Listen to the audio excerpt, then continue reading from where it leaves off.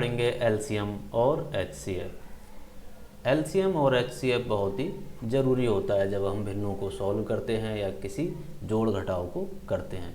LCM और HCF को बोलते हैं लघुत्तम समापवर्तक और महत्तम समापवर्तक।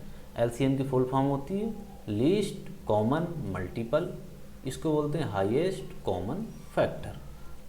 अब एक ख़ास बात है, जैसे 5, 10 और 15, अगर हमसे कहा जाए इनका एलसीएम निकालो तो क्या करेंगे? लीस्ट कॉमन मल्टीपल, कोई एक ऐसा नंबर होगा जो इन तीनों संख्याओं से कट जाए।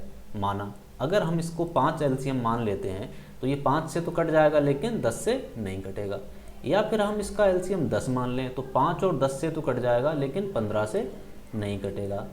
अगर हम 15 एलसीएम मान लें तो 5 और 15 से कट जाएगा लेकिन 10 से नहीं कटेगा। अगर इसकी जगह पर हम 30 ले लें तो 5 छक्का 30, 5 तियाँ 15, 15 दूनी 30, यानी कि 30 वो छोटी से छोटी संख्या है जो तीनों से कट जा रही है। 30 के बाद क्या आता है? 60 और 90। लेकिन 60 और 90 को हम नहीं लेंगे क्योंकि हमने क्या बोला है? लीस्ट कॉमन मल्टीपल, छोटा से छोटा नंबर लेना है जो बाकी सारी संख्याओं से कट जाए। अच्छा, इसी सवाल को अब हम सॉल्व करेंगे, जो हमारा मेथड है जिस विधि से हम एलसीएम निकालते हैं। ठीक है, उसको सॉल्व करने के लिए हम लिख लेंगे 5, 10 और 15।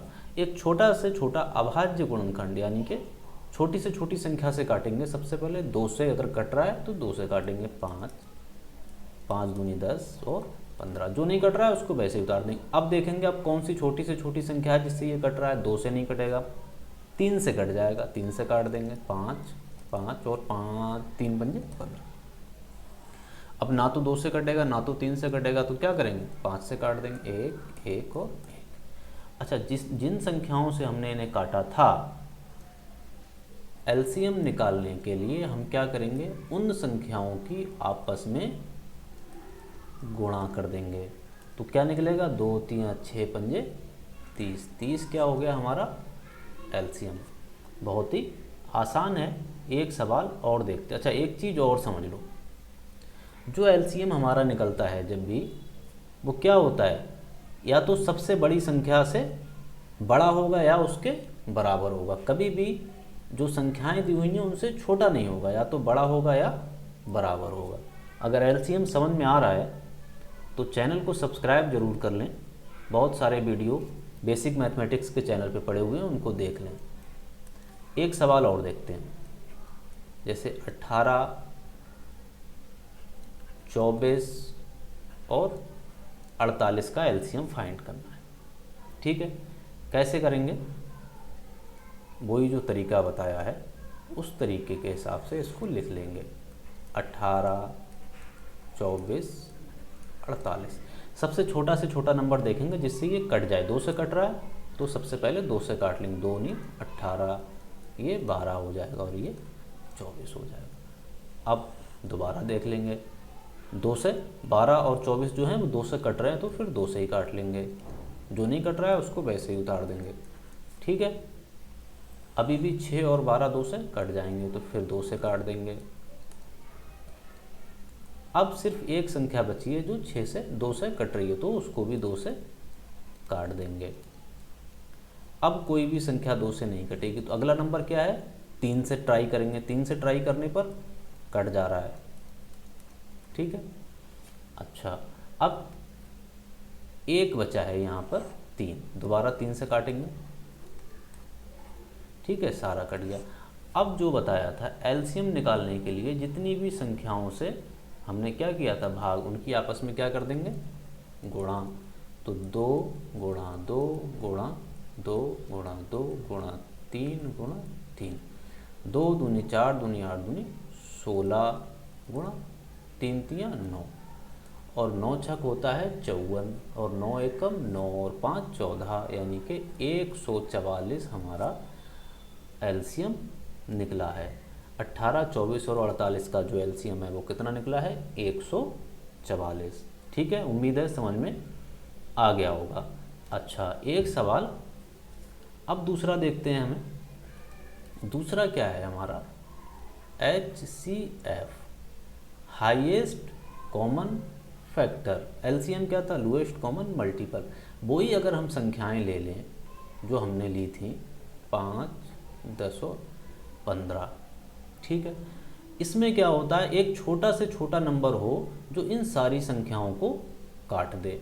तो वो छोटा से छोटा नंबर क्या होगा, 2 इन सबको नहीं काट पाएगा, 3 नहीं काट पाएगा, तो 5 है। 5 एकम 5, 5 दूनी 10, 5 तियाँ 15, काट दिया।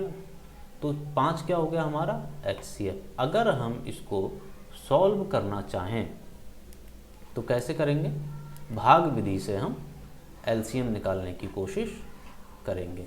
कितने का निकालेंगे हम LCM, भाग विधि से हम निकालेंगे 25 तथा 135 का, भाग विधि से। नॉर्मल जैसे हम भाग देते हैं वैसे ही भाग देंगे, ठीक है। अब क्या करना है, 135, 25 से 135 में भाग देंगे तो कितना आएगा, 25 पंजे 125, ठीक है।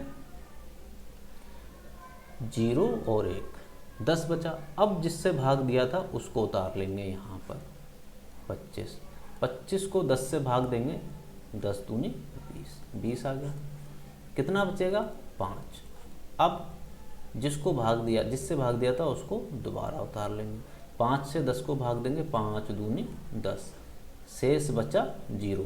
तो जो लास्ट संख्या है जिससे भाग देने पर हमारा शेष 0 बच रहा है, वही क्या हो जाएगा, HCF। तो HCF बराबर हमारा हो गया 5। ये हमारा आंसर हो गया। अच्छा, एक सवाल और देखते हैं HCF का, ताकि प्रैक्टिस हो जाए।